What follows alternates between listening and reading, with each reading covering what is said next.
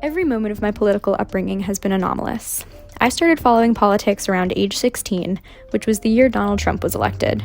Common sentiment, at least in my circles, was that the presidency was a deviation from the norm of sorts.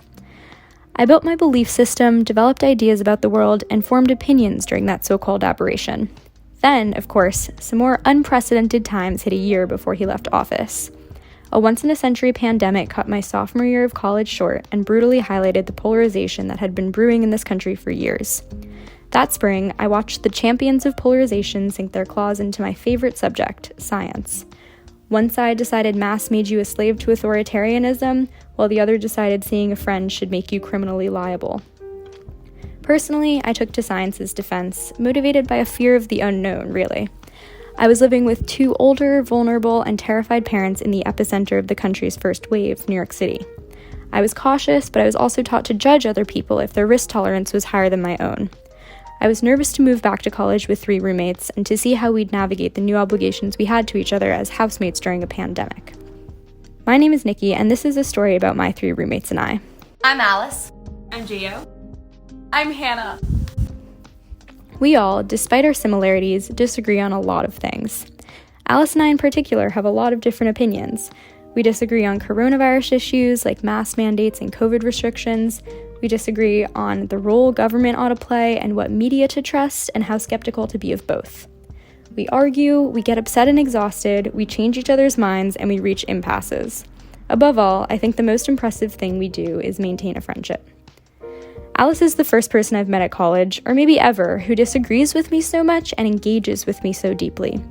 We've got so few, if any, examples of civil conversations between people with fundamentally different attitudes, and I hope to figure out how Alice and I manage that in this project.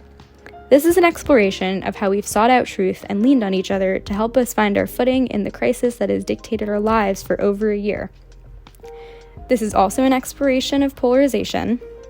And I think that's something that it sounds like you grew up with, and I really grew up with in my house, is like that idea of like having a conversation where someone can come back at you and they can come back hard, but they're not gonna make you feel like you're less than for having a certain opinion. We're going to talk about cancel culture and why it prevents discourse like ours. I'm gonna get canceled for this.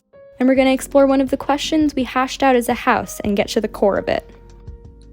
So, Alice talking about the potential link to infertility and fertility issues stressed you out and made you choose J&J? Yeah, for sure. I would Interesting. definitely say that. And like, I mean, it, you know, of no fault of her own, like it's definitely not something that she was trying to do. But like, you know, even though I logically don't believe that there is any association there, the tiny itchy what if in the back of the head.